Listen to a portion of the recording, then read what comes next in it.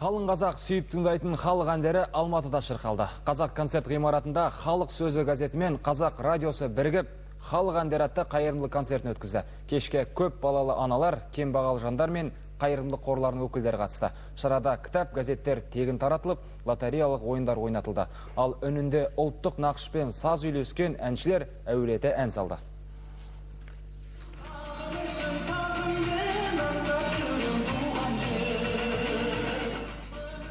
Әлеуметтік жағынан аз қамтылған және мүмкіндігі шектеулі азаматтар қашанда қолдауға зәру. Олар өздерін қоғамның белсенді бір мүшесі ретінде санайды және өзгеден осыны күтеді.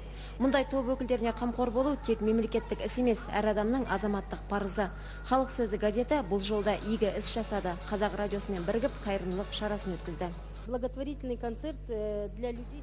Бұл кеш қазақтың халық әнін сүйіп тыңдайтын мен ғана емес, осында шақырылғандар үшін де үлкен қуаныш. Мүгедектерге деген мұндай қамқорлық, қайырымдылық іс кімге де болса қуаныш сыйлайды. Сондықтан да мен осындай керемет концертті ұйымдастырушыларға алғысымды айтамын.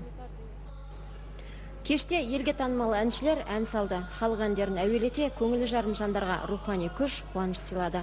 Ұйымдастырушылар мүмкіндігі шектеулі азаматтарды халық сөзі газетіне тегін жазып, басылым сандарын тегін таратты. Екі бірдей бақ өкілдері осындай шараға атсалыса отырып, тек қана мүмкіндігі шектеулі жандардың халық өкілдерінің мәселесіне қалам тербеп қана қоймай, соларға арнап мынандай үлкен кеш ұйымдастырылып жатыр.